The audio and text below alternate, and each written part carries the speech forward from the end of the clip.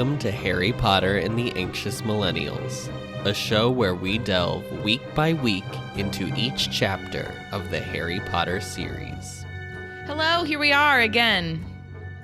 Merrily we roll along through this book. Yes, slow and steady wins the race. Well, today we're going speedy quick, so because Adam has places to be. Okay. Honey.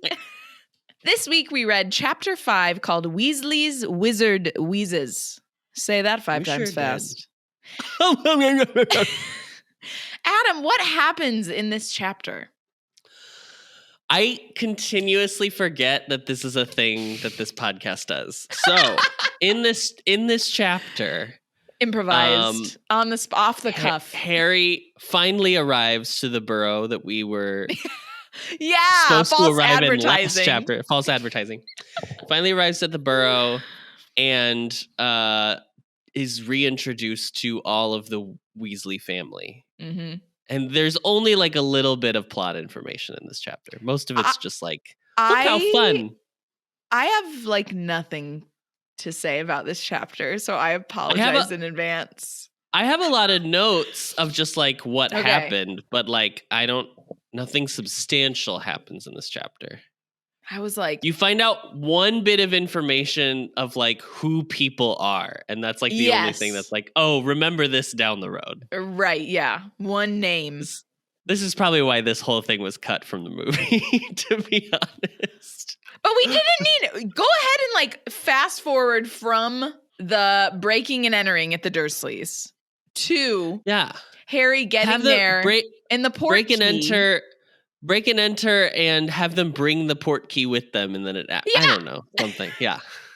We didn't need because in the fourth film he just wakes up from a nightmare and he's at the burrow. Yes. Yeah. And that's it. And so then the next scene is them like walking up the hill to the port key. Yes. So I'm like, there's a way that you could have done that while still including with Amos Diggory and his hair. Yes. I'm just saying, I think there was a way they could have done it, but you know what? Whatever. I wasn't consulted. We weren't consulted. Yeah. Big mistake. Huge. Not consulting us in 8th grade. We were in 8th grade at the time. In America. They're like two 8th graders from, that's when the movie came out. We were in 8th grade. Was it really? Yeah. Yeah, November 18th, my half birthday. My mom's birthday. But what year? I don't care about the day. What year? What year it came out? Yeah, 2005. Wow.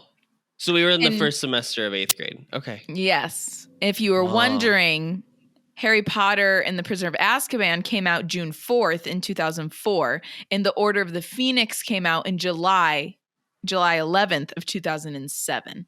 Let's go. Let's get into it. Here we go. Let's get into this chapter. So at the very beginning, Harry is in the flu network.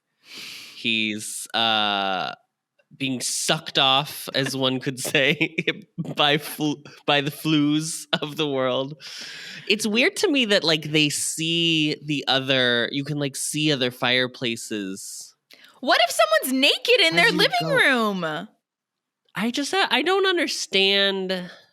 I mean, you're obviously going so fast you don't like notice anything, but it is like a weird concept that like if you can see their fireplaces, couldn't they see if they were just like looking in, couldn't they be like, oh shit? That's why I'm just imagining like you're spinning and like for one split second you like make eye contact. Yeah, that's weird. So he makes it back to the Weasleys. He ends up coming back and then immediately is like accosted by the twins and they're like, did he eat it? And they were like, he was like, yeah, what the fuck? What did you do? That? Yeah. And they said, which we're trying to remember last week. It's called Ton Tongue Toffee. Ton Tongue Toffee. Ton Tongue? Tongue is second? Ton Tongue Toffee. Ton Tongue Toffee. Okay. So it's important to remember that. And then very important detail. This is what we want to remember. Huge. This is the chapter that you really need to take notes on. If you're remembering anything about Harry Potter, the series, It's book 4, chapter 5. We don't want to spoil No. Back to the Burrow. No. And you have to remember Tun Tun Toffee. Absolutely. So he meets Bill and Charlie for the first time. So we get to like interact with them. Charlie is a character, guys. I just want to remind everyone. They just got rid of Charlie for the films. So like, only get Charlie in the books. It's always so bizarre to me. Because actually he is in that photo of them in the third film where they go to Egypt. But then we never meet And they him. say his name. Yeah. And he's referenced by name. Yeah. I think the deal is they were just like, he's just off with dragons. He's too busy to worry about the war. Hire one additional redheaded guy for like the wedding, with like Bill's wedding. I'm just like, there's none left in the UK. There were none available. They got all of them. But we meet Bill and Charlie. So Bill, so we meet. She describes Charlie first, and she was like, he's not lanky like Percy or Ron. He's kind of shorter and like the twins. Like the twins. And then she was like, and also he's very muscular. And I was like, ooh. Oh. Charles. Charles Weasley. So So Adam is leaving Victor Crumb for Charles. My basement is flooded. Who said I need to leave anybody? We listen. The more the merrier. It doesn't even need to be monogamous. That's correct. I've got 2 holes. Yeah. Okay. Yeah. We're moving on. Hi, Mom. Okay, and then hey, Nancy. Nancy boy. Here he is. And then she describes Bill Weasley, who's like the one who works for Gringotts. Also sounds hot. Also sounds very hot, but gives me like Jungkook energy. Like long hair Jungkook when we were having that moment. Yes. The purple hair. I know. For normal people who moved past that too fast. Who don't listen to K-pop, it gives me like just like a general rock star type of vibe. I'm pretty sure though people that listen to K-pop is the norm now. Sure. I would say... You don't think it's mainstream? Heading in that direction? I think it's heading in that direction, but I don't think we're there yet. That I could be like, Jungkook. I don't think most people would know who that was. Yeah, you'd have to say BTS, and then they'd be like, oh, yeah. I do. I have like I don't know. There's still some people that I talk to. I'm like, I went and saw BTS concert, and they're like, who's BTS? And I was like, okay. This in real time is what's happening right now is like, this is me realizing that the like LA, California bubble is like a real thing. Like what is mainstream here is just not. I really do sometimes assume that it's mainstream everywhere else, but well, that makes me very grateful to live here. Coastal elites once again, just forgetting about us flyover states. So Arthur Weasley gets back and he was like, what did you do? Da da da da da. Really mad. His tongue was 4 feet long, like genuinely very upset. Because obviously it's very embarrassing to be the only wizard in that situation of people who already hate wizards as a general concept. A very valid point, yeah. So I'm sure that was uncomfortable for him, but he did seem to apparently remedy the situation. And he's very upset when he gets back and is like, you know what? When I tell your mother, and lo and behold, Molly Weasley walks in. She's like, tell me what? Get my name out your mouth. Tell me what, Arthur? And he was like, I like the idea that it was like in the an empty text, threat. It was like, she was like, there was no way he was ever going to tell Molly. So now that he like might have to, he was like, oh, it's fine. Nothing. I didn't know. Who's once again, just like what was it, episode 2? We're like, who's mad? Not me. What? So, like on that cue, Hermione and Ginny and Ron and Harry are all like, well, we gotta go upstairs. Bye. Well, everyone but Ron. Ron's like, what are you doing? Why are you to blah, blah, blah, blah, blah? And Hermione's like... Well, he's used to it, to be honest. No. I mean, he didn't understand that Hermione was like, let's go upstairs. He was like, yeah. He knows where he's sleeping. What?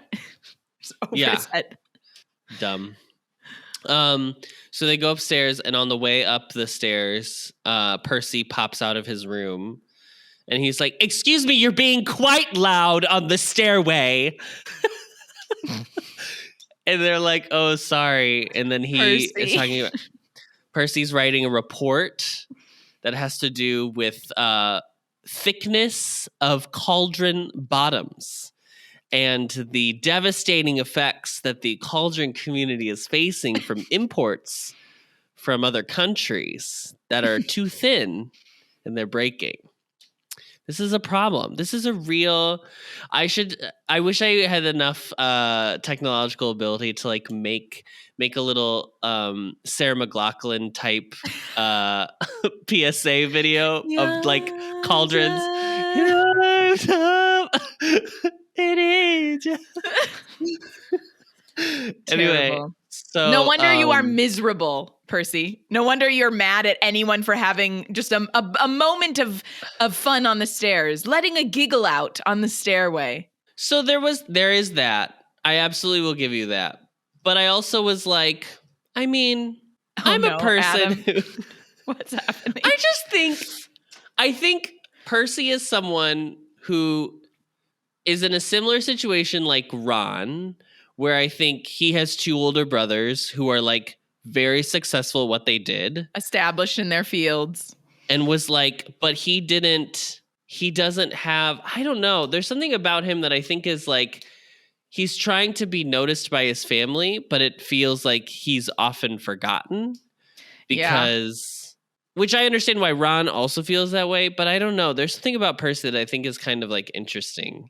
Well, he gets the attention, like, and this is not me saying anything negative about the Weasleys, because a lot of families do this, but like when he became prefect, he got a gift. When he became head boy, he got a gift. Like there's certain things that, you know, they're rewarding. So I'm sure to all the kids that sends a message of like, okay, well, this is what I have to do to like get attention in the family or whatever. And everyone kind of, you know, subscribes to that, except maybe like Fred and George, because they are Fred and George and they just don't give a shit.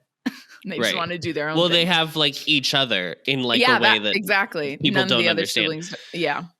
And I do think that like in this new job, he's probably getting commended more frequently in a way where he's like filling the void that he would think he has with his family with like work. Yeah.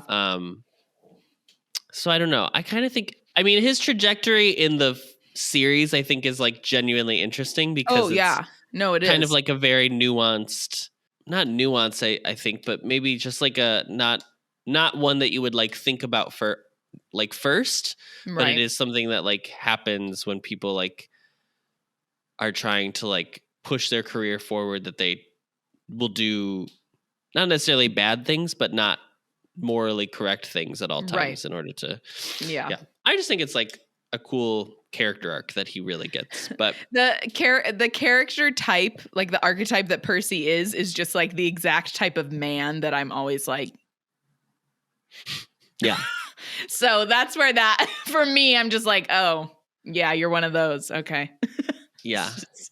Not for me. I mean, but there's also like a thing that like they talk about his stuff like it doesn't matter. That's the other thing too, is that if he's very like proud of himself and they're very dismissive of it. And like, I will talk about like not his parents. No, not his parents. But mostly the siblings. But I think like there are things like I am just an admin for a company, so I really don't have like major responsibility in any way.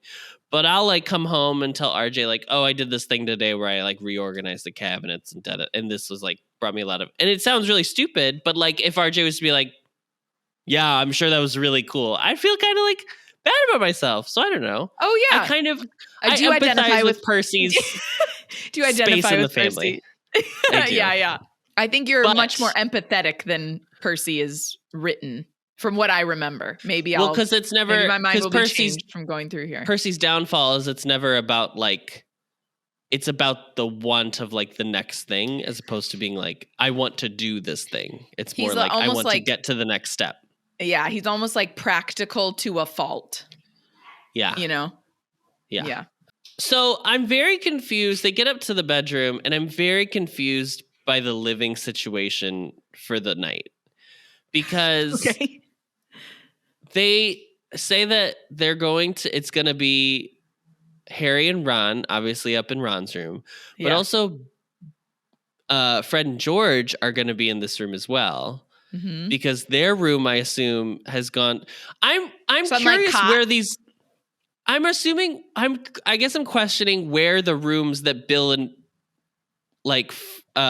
and Charlie had when they were like living it. Right. Where did they go? What are they now? I'm very confused by that information.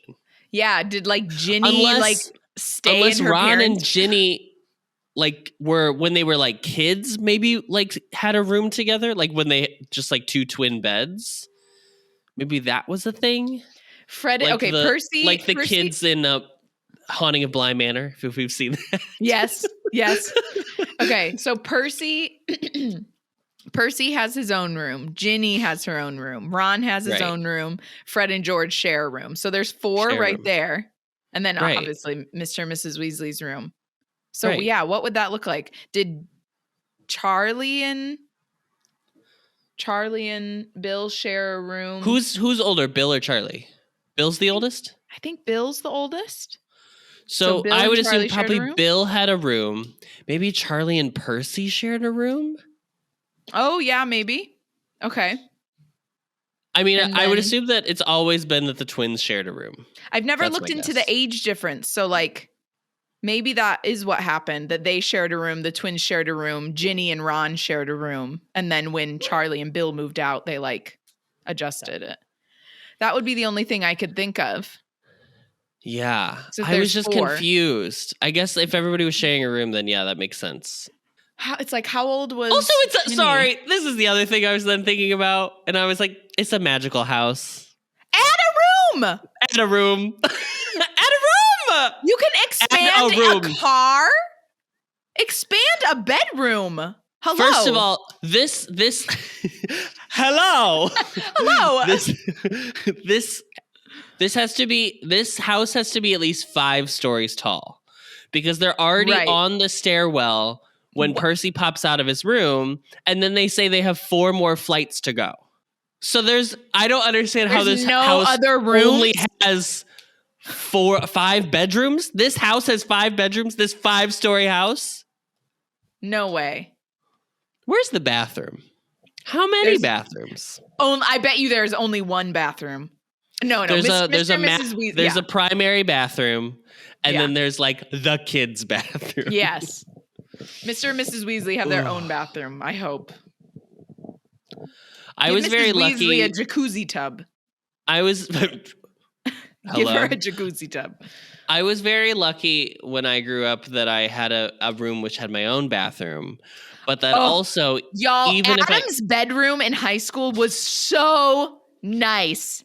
Adam's bedroom in high school was like and I had a pretty nice bedroom in high school too, because I had my little bedroom like downstairs and then my own bathroom.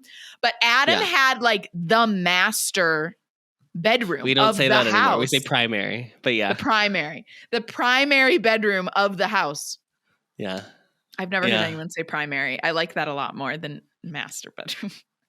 It happened. It was like a big change that happened in 2020 for reasons which we don't need to get into. No, I mean, but it's because master has the connotation. Yes, exactly. And when someone pointed that out, I was like, oh, of course that's what that means. Yep. Yeah, you had the primary bedroom with the primary bath with a jacuzzi tub. And the walk-in closet. Did you have a separate shower too? Yeah, separate shower. A separate shower, yeah. Yep. That room was so nice. And a walk-in closet. That room was so nice. It was very big. I remember when you moved. I remember the first time I came over to your house and was like, this is your bedroom? Okay, I do need to be clear. I've never said this. The only to explain why I had the primary bedroom of the home was because my mom we bought a house that had a bedroom on the first floor, and she didn't like stairs, but there was one bedroom on the first floor and then 2 bedrooms on the second floor. So she had an entire suite to her, like a mother-in-law suite. That was basically. also very nice. That was on the first floor. Yeah. Pretty much almost the same size as mine. So yeah. She just didn't have a jacuzzi tub. Anyway, not the point of the story.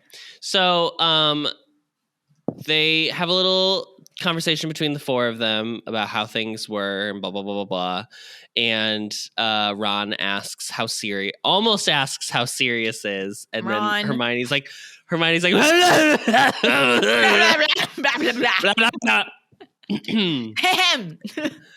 and it was very funny to be like, then Hermione was like, we should go see if your mom needs help cooking or whatever. And then they left because she was like, Ginny was looking quizzically between Harry and Ron. And I was like, that wouldn't be Arri, because Arri would be like, no, what are you talking about? What are you talking about? I hate when it's a huge pet peeve of mine. What?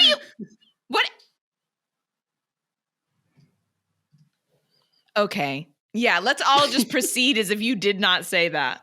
Which I was thinking about that the other day when you mentioned my Christmas gift. Were you doing a bit? You knew I was going to like my carrot. Of course I knew you were going to like it. I was doing a bit. Well, I genuinely thought about that. I stayed up awake in bed that night because I was like, what did he get me? Will I like it? Will I not? What if I don't? Do I tell him I don't like it? Do I mention it? Can I return it? Will there be a gift receipt? Is it from Kohl's? Is there Kohl's Cash attached? Someone was just talking about, well, what is it? The fucking, oh my God, Bitcoin. Like, oh yeah. There was a girl that I think it was probably a TikTok where she was like, this guy I went on a date talking to me like I don't know what Bitcoin is, but secretly I've been using Kohl's Cash for years. And I was like, correct. It's just Kohl's Cash. It's the same idea. It's the same thing. They go down to help Molly with cooking, and I just want to say that the description of how Molly cooks sounds incredible. I'm assuming that a lot of wizard mothers, witch mother, people who make food in the wizarding world cook in this fashion. Yeah. And if this is how I could cook, I would never not cook. I would never go out for food. Yeah. Ever. Yeah. If I could just point at a saucepan and what sounds like Alfredo sauce, it just comes out of my wand into the saucepan. First of all, how? What spell is that? Dudley, I will be joining you in being the size of a young killer whale because I will only be eating fettuccine Alfredo for the rest of my adult life. Exactly. I love the bit. I love that she needs to peel the potatoes and she points at them so ferociously that they like jump out of their skins. That's incredible. I love that imagery. They're like naked. I like the broom. We don't like that, Friedrich. I like the broom and dustpan like sweeping up the potatoes. I love the knives flying across the room to go cut the potatoes. The whole thing. This is peak what I love about Harry. Yeah, the like small details that I love about Harry. Yes, it's so good. It really sets you in the world of like how just casual magic is for this family. Like this is nothing. Like no one is noticing this except for Harry, who's like, whoa, has never seen anyone cook in the wizarding world before. Yeah. So anyway, I just wanted to say that. But then she also is just generally talking about how she's worried about the twins. They didn't get enough owls, which again, I don't know. That doesn't make sense. I don't even know. We're not ready to have this conversation yet. Again, but like again, we need to wait till book 5 or whatever. I feel like I'm gonna have to do a dive into like the standardized testing for like the UK system. Yeah. Because that's obviously what it's basing it off of, which is fine. Yeah. But I still don't understand how it's like collected this amount of owls and not like I scored this on the, I don't know. I'm an SAT girl. Me too. Mm-hmm. And I did fine. Yeah. That's it. I did fine too. So after this, they go outside to the garden because they're going to help Bill and Charlie get like the tables ready. Mm-hmm. And we are once again have to talk about gnomes. So gnome, okay, I don't know if you know this. I know you're in your LA bubble, as we just discussed. Yeah, I don't know. What do you want to talk about? There's a moment going on in at least Midwestern culture. No, I think I know what you're gonna say. No, are you gnome culture? Oh no, I'm sorry. Do you know this? I thought we were gonna talk about the Snow White and the Seven Dwarfs remake and how Peter Dinklage commented on it and was just like, what the dwarfs. Fuck? Yes. I wasn't gonna talk about that. Oh, okay. That's immediately what came to mind for me. I was like, he has a point. Gnome culture is a thing. Okay, so me and my sisters did like a Secret Santa. Mm-hmm. And I got Leslie. And it was just obviously like us and our partners and da-da-da. Right. And I got Leslie, and on her wish list, she had funny gnome stuff. And I literally was like, what? What? What is this? So I had to like go online and search. This must be a gnomes. Midwestern bubble thing. It's so wild. So I had to go online and find out what gnomes are. And there are two different types of gnomes. I'm gonna give you a little background info. There are two different types of gnomes. One very popular gnome in the market right now is the Norwegian style gnome. So the Norwegian style gnome is a gnome that has a long pointy hat. Yep. Its hat sits over the brim sits below over its eyes, and you can only see its big round nose and then beard. Okay. Norwegian I can send you pictures. Gnome. That is the Norwegian style gnome. I think I have seen one. They're very popular like Christmas time because they're like now Christmas decor. My sister Diana, she's into that style. Leslie, on the other hand, likes the classic English garden gnome, which is the one when you're thinking of like a Romeo and Juliet, for example, the classic quintessential bad animated film. So anyway, I bought Leslie, I'll put a picture of it in, but I bought Leslie this gnome that's like there, it's right there. It's this like dumb gnome that's like throwing up, he's like cross-eyed and he's throwing up a rainbow and the whole thing lights up and his little like pants are below his ass. But like, do you know how long it took me to find this?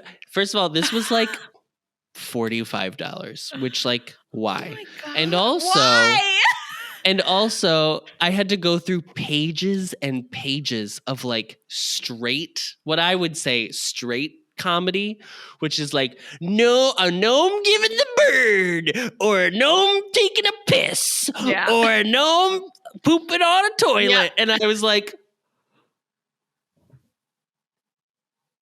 so anyway. So then this is all in preparation to go home to my family for Christmas. Right. Diana and Leslie's homes are covered in gnomes at Christmas. And I was like, what is going on? What is going on? So anyway, I just wanted to bring up that it was about a year ago. It was about a year ago when we talked about in book 2 the gnome is? The gnome throwing the gnomes, doing the gnome, blah, blah, blah. Maybe a year and a half. And since then, my life has been changed by the concept your life of has gnomes. Been gnomified. It's really terrible. And I don't wish this on anyone. It's really bizarre. That is really bizarre to me to hear about. Wow. I've just seen people have like a garden gnome in their yard, but that's about it. It's almost like if you remember in the 90s when like the country style kitchen was really popular and like people would just have like a chicken on the wall in their kitchen. Rooster, like it's like that. Everything. Yes. It's that, but like gnomes for Christmas and everywhere for Christmas. Yeah. Do they take them down after Christmas? It's like Christmas You don't. decor? Some people don't, because they now make like seasonal gnomes. So they'll be like springtime gnome. Yeah, a gnome dressed up like Cupid. Like it's like, oh, why? I don't know. I don't get it. It's not for me. It's not for me either. I'm glad they like it though. I'm glad it brings them joy. You know, that's what I'm saying. That's important, but it is a lot to take in. Yeah. So they go down and this is so dumb. Bill and Charlie are like fighting tables. I don't know. This is like I can lose this one. This is straight boy dumb stuff. Yeah. This is like, if you are a person who enjoyed hearing like how Molly cooks, you are a person who does not enjoy this, and vice versa. Like there's two types of people, and that's fine. But they're like banging furniture together. Percy yells out like, "You're being really loud, stop it," and then slams the window. And so they... Which, like, to be fair, I agree, Percy. That's just rude. They know you're trying to work on a paper, and they're battling tables. They're battling tables. I'll give you that one, August. Percy. Just as an aside, it's August, technically. In October, fine, but no table fighting in August. It's too hot. What are we doing? Hot. So they get the tables ready. They have this big, massive feast. And once again, as we've discussed previously in other chapters, yum. You gotta describe the food. And there was like a chicken and ham pie. There was like a something. I don't know. There were other foods that were mentioned. And Harry was very excited because obviously he'd only been eating birthday cake all summer. So stale birthday cake under the floorboards with roaches. Right. But also stale birthday cake and some shredded celery, lest we forget. Wait, do you have what did I, after Adam and I read that chapter where we were talking about the celery, literally the same day I found a posting that someone made, and it says in little asterisks, inventing celery. Damn, I wish I could bite water with hair in it. That is so accurate to what celery is like. Yeah. Damn, I wish I could bite water with hair in it. Yeah, that texture is not, she's not the girl. The texture is not the girl. That's why you need the peanut butter, because you need like something, not solid, but like something to make you not just anything else. Yeah, anything besides the celery. Ugh. I used to be a celery and ranch girl, like with wings, and now I'm like a carrot. If they have carrot sticks, I'll do carrot sticks instead. Carrots, and I am blue cheese over ranch girl. I will go for blue cheese over ranch. I'm getting that way. I used to be ranch only, but my palate has expanded. Yes. Mm. So at dinner, we get a lot of different conversations. And we hear, most importantly, this is really the only plot-wise thing that happens in this chapter. Right. We get the information that Ludo Bagman, who is the head of the Wizarding Games and Sports, Wizarding Games and Sports division. Sure, whatever that cabinet position is, he's the head of it, and his employee in the department, whose name is Bertha Jorkins, has been missing for a while, and she's supposedly on vacation in Albania. So we learn that Percy works for Mr. Crouch, a person the only name we know so far is Mr. Crouch. Mr. Crouch. Right. What is his actual job? Like, what is his title? Do we know? Does it say? I don't think it says. Did it say yet? I know at one point they say it. There is something that I just want to say. I think it's okay that we did not have Ludo Bagman in the movie. But you know who would have played him? Hugh Bonneville. Really? He looks no, I just think he looks exactly like how I would have pictured Ludo Bagman. Yeah. Okay, but Mr. Crouch is head of the Department of International Magical Cooperation. Okay, I didn't know if that's his title. I didn't know if that was the specific. I didn't know if. I know he mentioned that as the department that he was writing the report for, but I didn't know if that was the department that. Okay, that makes sense. International. That makes sense why he has to be involved with obviously both the Quidditch World Cup and then the Triwizard Tournament. Okay, great. Yeah. So Mr. Crouch, after 20 more minutes, Mr. Crouch is the head of the Department of International Affairs. What was it? I already forgot it. What is it? Magical Department of International Magical Cooperation. Cooperation. Okay, great. Yeah. So anyway, that's the only bit of plot that's important here. We also, in a conversation between like Bill, Charlie down at that end of the table, you get the information of like Ireland's a great team. Victor Crumb is the seeker of the Bulgarian team, and he's very good. And then, okay, this is what I had a problem with. Transylvania is not a country.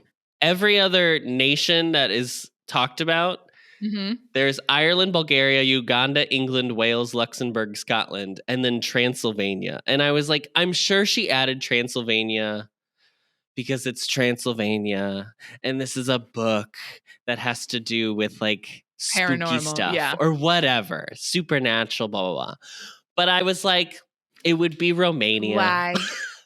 it would be the Romanian team. Yeah, it would not be Transylvania. So I just wanted to point that out because it bumped me. It bumped me. Such an intellectual. Thank you. Yeah. So then at the end of the chapter, Molly lets Harry know that she is not going to the game. She's going to go get the school supplies. So could Harry please give her his school supply list? And I was like, isn't it just Ron's? Isn't it the same? I mean, I know that like Ron and Harry are taking the exact same classes. Yeah. Maybe she doesn't know. I'll give her the benefit of the doubt. Maybe she doesn't know that. I don't really like this choice. I don't like that it's like, I'm not going to the game because I have to do the shopping because I have a uterus. It's like, I was like, I don't like it. Fallopian tubes do not allow me to see Quidditch. I don't want to see it at all. I'd much rather go get shopping for all the children. I was like, me and the few eggs I have left need to go. It's the only way I feel fulfilled.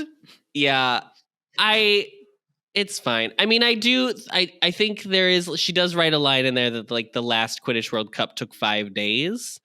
So I think she did write herself a bit of an out to be like, that's why Molly's like, I'm worried that the game might not end. But also, Molly, you could just leave.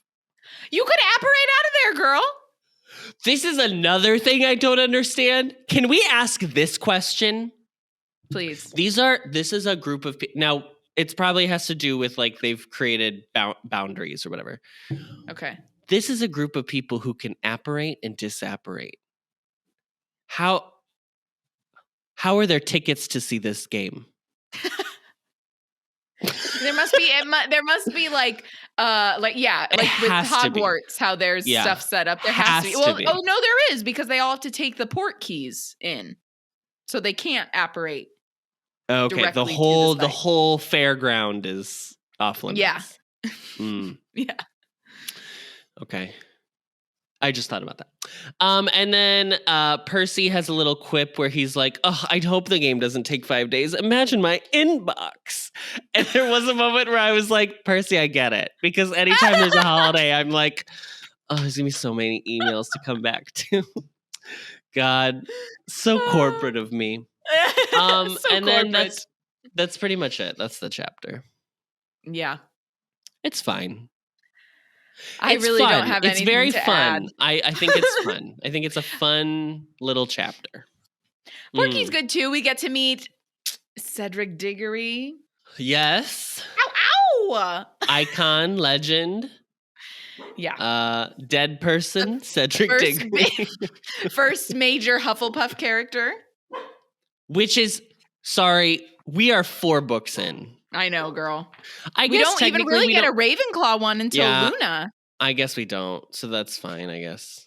Yeah. But this is why I want Cho. Oh, Cho's in this book. Okay, that's true. Cho, yeah. And technically Cho and Cedric were both introduced in book 3. Can you stop barking, Friedrich? Thank you. I'll cut all that out. Thank you. Yeah. Well, thank you, Adam. That was riveting. That wraps up this chapter. Next week, we will be reading chapter 6 called The Portkey. The Portkey. The Portkey. We do not have a review, so y'all fucked up. Say that. You can find the podcast on Apple Podcasts, Spotify, Stitcher, or wherever you find your podcasts. And as always, don't forget to rate, review, and subscribe so that we can get a perfect Newt score, even though we don't understand the scoring system. Don't get it. 5 stars only, or else you'll have to write a report on Cauldron Bottoms, which is Adam's drag name, by the way. Cauldron coming to the stage. Cauldron Bottoms. Get on Cauldron Bottoms. That's up Percy's next, drag name. Cauldron Bottoms. Hi, my name is Cauldron Bottoms. I'm 33 years old. I'm from Salt Lake City, Utah. And Cauldron is really just like a kind of a witchy queen. She's absolutely Crystal's energy. She's into the zodiac. She's very that energy. You know what I mean? Yes. Extra Scorpio. Don't forget to follow us on Twitter at HBAnxious, Instagram at HBAnxious, and YouTube at The Ampliverse. We are hosted on Anchor and recorded on Zencaster, so thank you to both of them. And we are also a proud member of The Ampliverse. Check them out at theampliverse.com. Thank you, Adam, also known as Cauldron Bottoms. I do need to make a note. I need to change our script for the end. You can also find our podcast on YouTube now. Oh yeah, we're on YouTube now. Well, we've talked about it so many times. Yeah, I'm worried people just think I'm referencing nothing, but you can watch the entire episode on YouTube. You can see our beautiful faces. Yeah. See, you can Cauldron, see Cauldron Bottoms live. In action.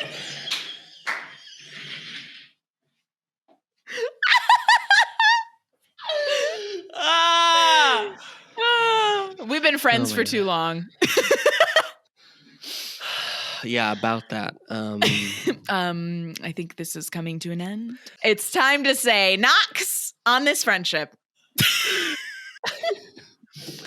And as always, Knox.